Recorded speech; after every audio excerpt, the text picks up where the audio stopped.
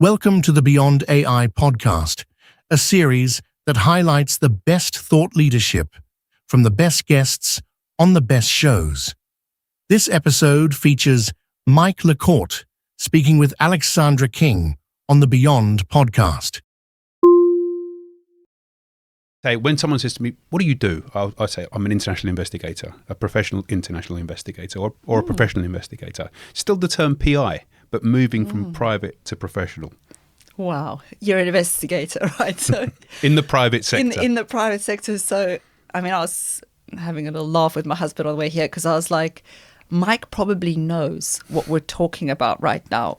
Careful what you say. Mike probably knows what I had for breakfast. Mike knows how much we've got on our bank accounts. Mike knows exactly what emails I've sent, how I've prepared for this podcast, everything about our lives and so on.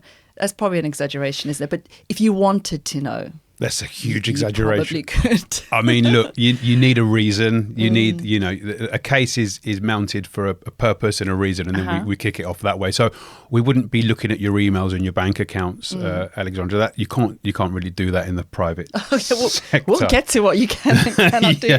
Okay, so when is it necessary then to hire someone such as yourself?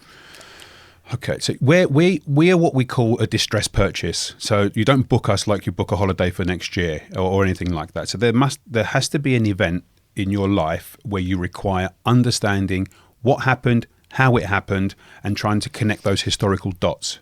Usually you're involved in a situation where you've got no clarity, and that could be a private person situation, matrimonial, for example. You've been scammed, you've been defrauded by someone, either online, virtually, or one of your someone you do business with. So there's an event that's happened and you need to try and connect the dots. That's where we come in. Okay. So you want to connect the dots? We call you, we pick up the phone and you connect the dots. So what? Actually, right.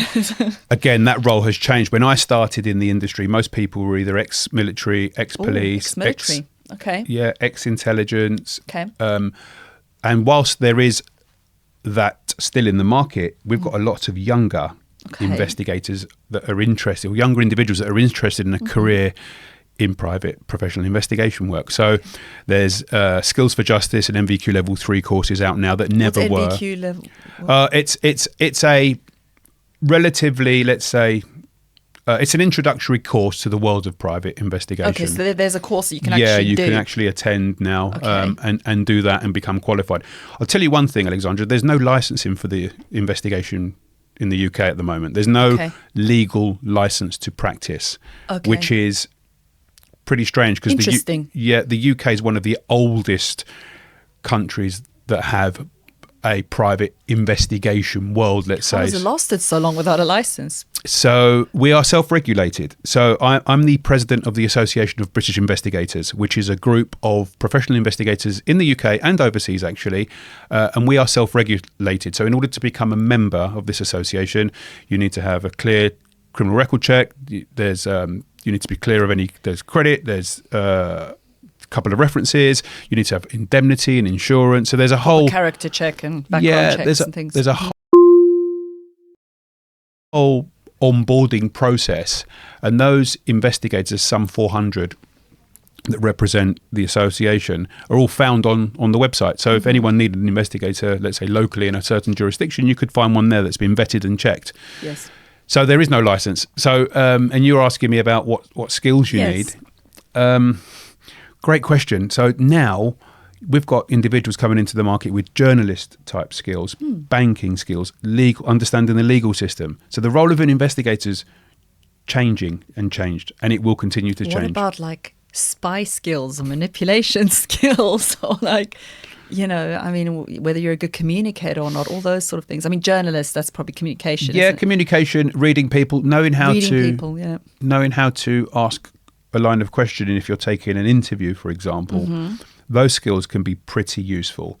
Languages, a lot of people overlook that. Speaking more than one language, because we are in a small, an ever-reducing global landscape. But lots of people have more than one footprint around the world nowadays, right? Especially with access to global data, social media and whatever else.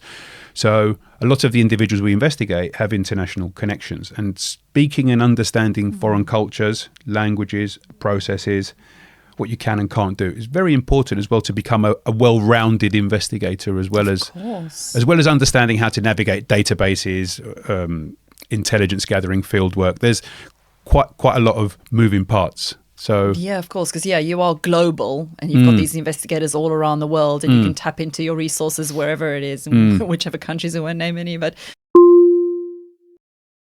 there's always two sides to an investigation, and if both sides have defences and investigators working, and the information is being disclosed at some point, let's say in a court case, there could be the risk goes up in terms of the subject becomes aware. Now there's an investigation going on. There's been documents that have been served. There's a report that's been exhibited. It becomes that's where the risk goes up. But again, a skilled investigator will take proportionate measures and do the right type of investigating during that process. Cover their tracks. Yeah.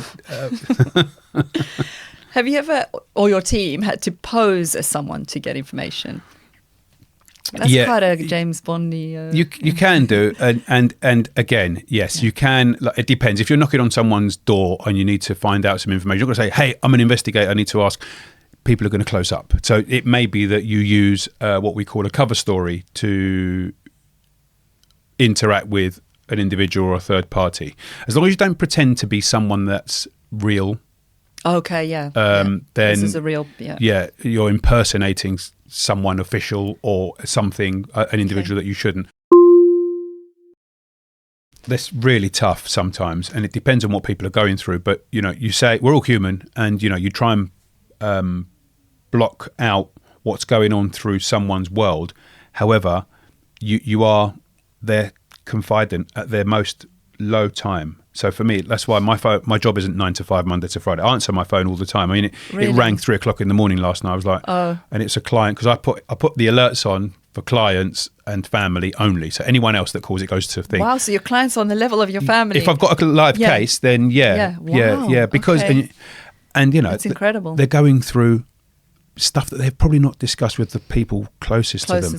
And that information about their personal life that no one else probably knows in their circle. Yeah. So, I mean, seriously, do you do yoga? Like, what do you do to what do you do? I do triathlons. I run, I swim, and I run. Yeah, run and bike. Yeah, that's gonna there help. you go. That's what I do. Sweat out there. You sweat it out. Punish myself. You punish yourself. That's the only way. You've got to do that, because otherwise you go crazy. Like, exactly. You will literally get too absorbed, especially if they're calling you at 3 o'clock. But have you ever had to walk away from a case? That was Mike LaCorte speaking with Aleksandra King on the Beyond podcast. Visit beyondai.media to learn more. See you on the next episode.